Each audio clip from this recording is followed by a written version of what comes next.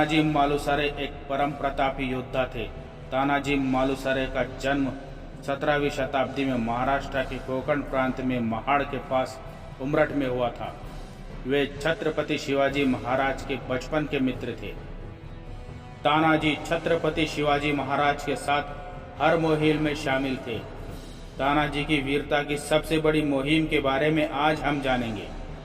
जब छत्रपति शिवाजी महाराज ने शिवलिंग के सामने स्वराज्य की स्थापना करने की शपथ ली, तब तानाजी भी उनके साथ थे।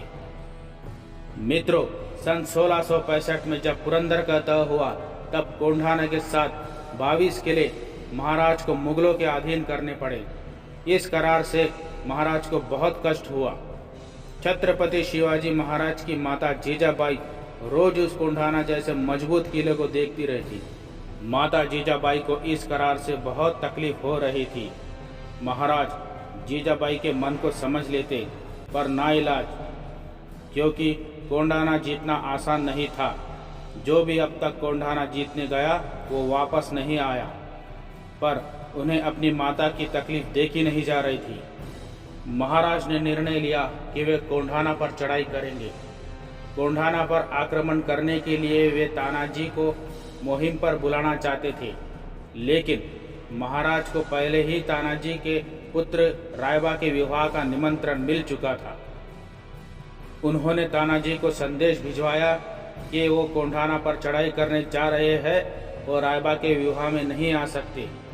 ये संदेश मिलते ही तानाजी ने बात अस्वीकार की। ये कतई नहीं हो सकता, मैं विवाह में ठाठ बाट से रहूं और महाराज युद्ध पर जाए। तानाजी महाराज को वचन देते हैं, अगर मैं जीवित लौटा तो रायबा का लग्न मैं लगाऊंगा, वरना रायबा का लग्न महाराज को लगाना होगा। यह कहकर तानाजी महाराज को प्रणाम करते हैं और निकल पड़ते हैं कोंढाना फतेह करने के लिए। तलवार कमर पर बांध कुछ सैनिक लिए उन्होंने कूच की।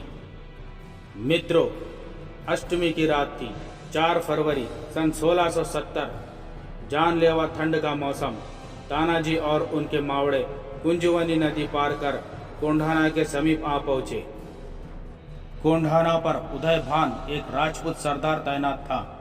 काली रात में घनघोर अंधेरा, खड़ी चढ़ाई कोंढाना की कैसे करे, यह प्रश्न था। यह दिक्कत का सामना करने के लिए तानाजी ने पहले से ही एक यशवंती नाम की घोरपोड़ को साथ लेकर आए थे। यशवंती की कमर पर रस्सी बांधी और गढ़ पर छोड़ दिया। यशवंती को बांधी रस्सी की मदद से एक एक योद्धा गढ़ पर चढ़ गया। तानाजी और उनके मावड़े आगे बढ़े और मुगल सेना पर टूट पड़े और मुगल सेना को चराचर काटने लगे। किले पर हड़कंप मच गया। उदय भान को संदेश मिल चुका था, मरगट्टे गढ़ पर आ पहुंचे हैं। उदय भान ने अपनी 5000 की सेना को मराठों पर टूट पड़ने का आदेश दिया। एक एक मराठा 100 मुगल सैनिकों को काट रहा था। संख्या में कम होने के बावजूद भी मराठे बड़े साहस से लड़ रहे थे। मराठा सेना अब संख्या में कम हो रही थी। जल्द से जल्द कल्याण दरवाजा खोलना था। सिद्दी हिलाल तानाजी के सामने आया। दोनों में जबरदस्त घमासान युद्ध हुआ और तानाजी के एक दमदार वार से सिद्दी हिलाल धराशायी हो गया। कल्याण दरवाजा खोलने के लिए जब तानाजी आगे बढ़े, तभी उनका सामना उदय भान से हुआ। उदय भान और उनमें जबरदस्त घमासान युद्ध हो रहा था। उदय भान के बार बार वार करने से तानाजी की ढाल टूट गई। तभी सर के फेटे को हाथ पर बांधकर उदय भान का वार एक हाथ पर लिए तानाजी वायु की गति से लड़ते जा रहे थे। ढाल टूटने के कारण उदय भान के एक जबरदस्त वार से तानाजी का हाथ कट गया। फिर भी तानाजी घायल अवस्था में लड़ते रहे। उदय भान का एक वार तानाजी के जान पर बन आया और एक रक्त से घायल व्यक्ति कितना लड़ेगा, और तानाजी घायल अवस्था में नीचे गिर गए। तानाजी को घायल अवस्था में देख 80 साल के शेलार मामा उदय भान से लड़ने सामने आ गए। लड़ते लड़ते शेलार मामा ने कल्याण दरवाजे की तरफ आगे बढ़े और लड़ते लड़ते ही कल्याण दरवाजा खोल दिया। तभी सूर्याजी समेत उनके योद्धा अंदर आ गए और मुगल सेना को चराचर काटने लगे। उदय भान और शेलार मामा में घनघोर युद्ध हुआ। और शेलार मामा ने उदय भान को मौत के घाट उतार दिया।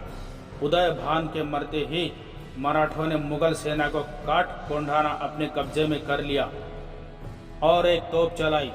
तोप की आवाज़ सुनते ही महाराज समझ गए थे कि मराठों ने कोंढाना फतेह कर लिया है। महाराज जब गढ़ पर पहुंचे तब उन्होंने देखा किसी के चेहरे पर खुशी नहीं, और जब उन्होंने आगे देखा कि रक्त से लथपथ तानाजी वीरगति को प्राप्त हो चुके हैं, महाराज के आंसू रुक नहीं रहे थे। महाराज ने कहा, गढ़ आला पन सिंह गेला, मतलब गढ़ आ गया है लेकिन सिंह चला गया। तभी महाराज ने कहा, आज से कोंढाना सिंहगढ़ के नाम से जाना जाएगा। मुट्ठी भर सेना से ही तानाजी ने 5000 मुगल सैनिकों को काट कोंढाना स्वराज्य में शामिल कर लिया था। अब कोंढाना पर भगवा परचम लहरा रहा था। तो मित्रों, ऐसे वीर सूबेदार तानाजी मालुसरे का नाम सुनते ही सीना गर्व से फूल जाता है और भारतवर्ष ऐसे वीरों को शत शत नमन करता है।